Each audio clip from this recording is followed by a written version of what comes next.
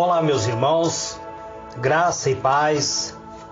Aqui quem vos fala, presbítero Gregório, trazendo mais um pedacinho do maná dos céus. Amados e diletos irmãos, hoje eu quero vos falar acerca da angústia de Jacó. Livro de Jeremias, capítulo 30, versículo 7, está escrito assim: porque aquele dia é tão grande que não houvesse outros semelhantes. É tempo de angústia para Jacó. Ele, porém, será salvo dela. Porque será naquele dia, diz o Senhor dos Exércitos, que eu quebrarei o seu jugo de sobre o teu pescoço e quebrarei as suas ataduras, e nunca mais se servirão deles os estranhos, mas servirão ao Senhor Deus e seu Deus, como também a Davi seu rei, que lhe levantei. Senhor meu Deus e meu Pai, em o nome do Senhor Jesus, Pai amado, eis-me aqui, Pai, entrando na tua presença para trazer, ó Deus, uma mensagem, Pai, oriunda do teu coração do Pai, para o coração dos teus filhos. Ó Deus, me use conforme teu querer, pois me coloca na tua presença para ser usado por ti, Pai amado. Este é o meu pedido, em o nome do Senhor Jesus. Amados e diletos irmãos, quero vos falar acerca da angústia de Jacó. Nesse texto que acabei de ler, que vamos estudar hoje, acerca do livro de Jeremias, o profeta Jeremias antecipa-nos uma grande e singular tribulação que se abaterá sobre Israel. Porque aquele dia é tão grande que não houvesse outro semelhante. É o tempo de angústia para Jacó. Ele, porém, será salvo dela. Capítulo 30, verso 7. Mas o que vem ser essa angústia, amado? O que vem ser a angústia de Jacó? O que significa a angústia de Jacó? Aqui, Jeremias faz alusão à grande tribulação que haverá de recair sobre Israel e também sobre o povo gentil logo após o arrebatamento da igreja. Será o momento mais difícil para a descendência de Abraão. Os profetas Ezequiel, Daniel, Zacarias e o próprio Senhor Jesus discorre acerca deste acontecimento que culminará com a conversão nacional do povo de Israel. O profeta Ezequiel, no capítulo 30 e 39, 38 e 39 do seu livro, o profeta fala sobre a invasão de Israel pelas tropas do exército de Gog e Magog. Mas o Senhor dos Exércitos, o Deus de Israel, conforme mostra claramente Ezequiel, intervirá em favor de seu povo, destruindo os exércitos que se houverem levantado contra a descendência de Abraão. Se nós lermos o livro do profeta Daniel, se nós estudarmos acerca da profecia de Daniel, falando sobre as 70 semanas que prevê o profeta, que o príncipe do povo que há de vir firmará uma aliança com Israel por uma semana. Daniel 9, verso 27. Uma semana de Daniel equivale a 7 dias de anos, que são 7 anos de Deus. Mas na metade da semana, esse príncipe das nações romperá a aliança, passando a partir daí a perseguir o povo judeu. Então, após 3 anos e meio de aliança, que esse príncipe do povo, esse príncipe é o próprio anticristo, amados, que após o arrebatamento da igreja, ele fará uma aliança com Israel. Ele será visto como o grande Salvador, como o Messias prometido. Mas após 3 dias e meio, ou seja, após 3 anos e meio, ele romperá a aliança com Israel, perseguindo o povo judeu. E a partir daí, Israel, porém, não será abandonada.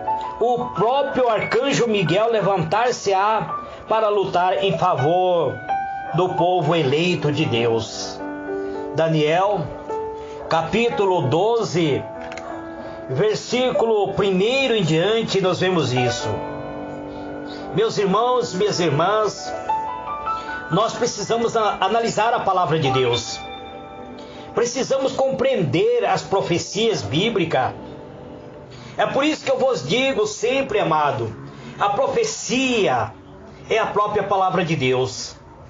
As profecias que ainda não se cumpriu, irás de se cumprir. E as 70 semanas de Daniel faz referência, inclusive, à manifestação do homem do pecado, o filho da perdição, que fará uma aliança de uma semana com o povo de Israel, com o povo judeu, mas depois no meio da semana, após 3 anos e meio, ele romperá esta aliança, perseguindo o povo de Deus, tentando exterminar o povo de Deus. O próprio profeta Zacarias faz um alerta, ele traz uma mensagem profética. O profeta descreve que no final dos tempos, os exércitos de toda parte juntar-se-á para lutar contra Jerusalém. Mas no auge da luta, revelar-se-á o Senhor dos exércitos, e naquele dia estará os seus pés sobre o monte da oliveira, que está de frente de Jerusalém. Para o oriente, o monte das oliveiras será fendida pelo meio, para o oriente e para o ocidente, e haverá um vale muito grande, e a metade do monte se apartará para o norte e a outra metade para o sul. Zacarias, capítulo 14, verso 4. Meus irmãos, nós que analisamos a palavra de Deus, não somente analisamos a palavra de Deus, mas também pesquisamos acerca dos futuras previsões, dos estudos geológicos, do estudo do subsolo, e foi comprovado já através do estudo científico que existe já uma ruptura partindo do Monte das Oliveiras rumo à Cidade Santa. E essa terra, ela pode a qualquer momento romper-se, haver um grande vale, um grande rompimento. E esse estudo é confirmado cientificamente. E aqui Zacarias ele faz essa previsão antes mesmo da vinda do Messias, antes mesmo do nascimento do Senhor Jesus. Ele diz que será por essa época que todo Israel reconhecerá o Senhor, será reconhecido o Senhor como o Messias prometido das Escrituras. Zacarias 12, versículo 10. É nesse dia, amado, que o Senhor Jesus Cristo será reconhecido pelo povo de Israel, que Ele é o próprio Messias, o prometido às nações. Que ninguém se engane. As alianças que o Senhor Deus afirmou com os patriarcas acham-se mais do que firmes, amados. Deus nunca se esqueceu do seu povo amado. Deus nunca esqueceu da descendência de Abraão, de Isaac e de Jacó. Deus nunca se esqueceu de Israel. Israel não será esquecido nem será abandonado por Deus.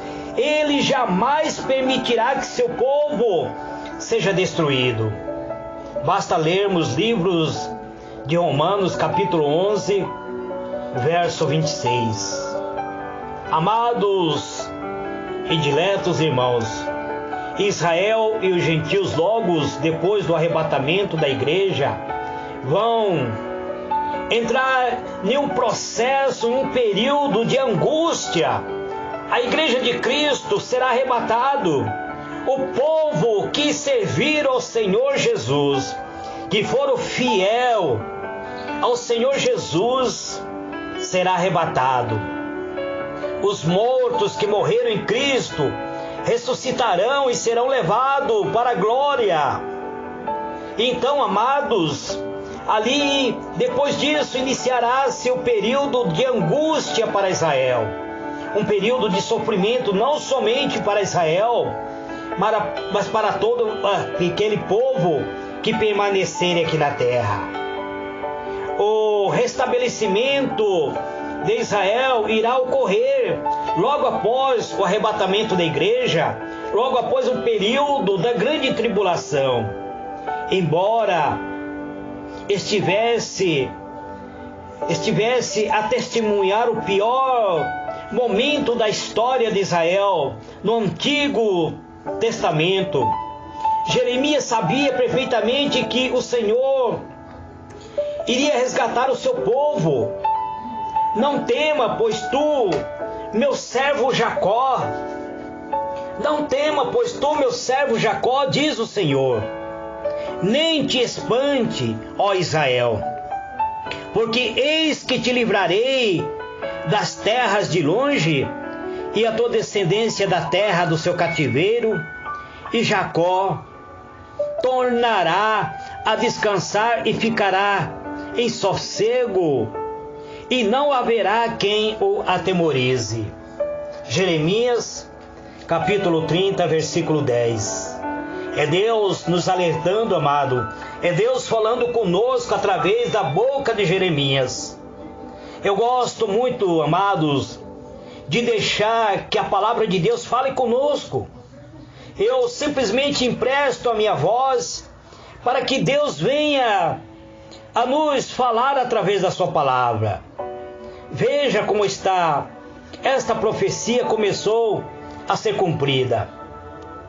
Eu já vos disse que o povo de Israel está fazendo um êxodo de retorno para Israel. O povo judeu espalhado no mundo estão voltando para Israel, amados. Nós precisamos compreender isso. Existem povos judeus que são muito ricos, que estão vivendo fora de Israel, em países estranhos. Eles estão abandonando todas as suas riquezas, suas propriedades, os seus bens materiais, e estão retornando para Israel. Isso simboliza, amados, que a glorificação da igreja de Cristo é iminente. A nação de Israel começou a ser dispersa em 722 a.C., quando os assírios destruíram o reino do norte, levando cativo as 10 tribos de Israel. Segundo se especula, as 10 tribos perderam a sua identidade, misturando-se aos povos de suas dispersações. E, segundo a profecia de Ezequiel, porém diz o contrário: todas as tribos, inclusive a tribo de Dan, voltará à terra da promessa, onde recuperarão a sua famosa herança. Ezequiel 48, verso 1, 2 e o versículo 32. Meus irmãos, inclusive a tribo de Dan, segundo se especula, alguns teólogos, a tribo de Dan, ele havia perdido a sua própria identidade, mas ele retornará para Israel. Segundo, também há uma especulação dos teólogos dizendo que a tribo de Dan, é da tribo de Dan que surgirá o anticristo, o falso Cristo. Mas eu não tenho fundamento para vos dizer isso, então eu sigo aquilo que a palavra de Deus diz. Haverá um restabelecimento do Estado de Israel. Quem dirá que 3 anos após o término da Segunda Guerra Mundial, amado, estaria sendo proclamado o Estado de Israel? Israel estava totalmente devastado, mas logo após 3 anos de ter terminado a Segunda Guerra Mundial, Israel foi proclamado, novamente como um Estado. Deus fez o possível acontecer, o impossível, na verdade, acontecer, mesmo com o extermínio de aproximadamente 6 milhões de judeus assassinados pela Alemanha de Hitler. Israel tornou-se, na realidade, quem jamais ouviu tal coisa? Quem viu coisa semelhante? Poder-se-ia fazer nascer uma terra em um só dia? Nasceria uma nação de uma só vez? Após 3 anos de praticamente o extermínio do povo judeus pelo governo de Hitler? Amados, precisamos refletir sobre isso. Mas Sião esteve de parto e já deu à luz ao seu filho. Isaías 66, verso 8. No dia 14 de maio de 1948, era proclamado o Estado de Israel, que apesar de toda a oposições gentias, vem representando um eloquente e cabal testemunho do cuidado de Deus com relação ao seu povo. Deus jamais abandonou a menina dos seus olhos. Deus jamais abandonou a promessa feita para Abraão, para Isaac, para Jacó. Deus jamais irá abandonar o povo de Israel. O povo de Israel irá se converter a Deus. A retomada de Jerusalém irá acontecer. Na verdade, Jerusalém é a cidade de Deus. Afirmou o Senhor Jesus em seu sermão profético: e cairão os fios da espada, para a todas as nações serão levados cativos. Jerusalém será pisada pelos gentios até o tempo dos gentios se completarem. Lucas 21, verso 24. Podemos datar, amados irmãos, a inauguração do templo dos gentios a partir de 586 após a era cristã, ocasião que o povo gentil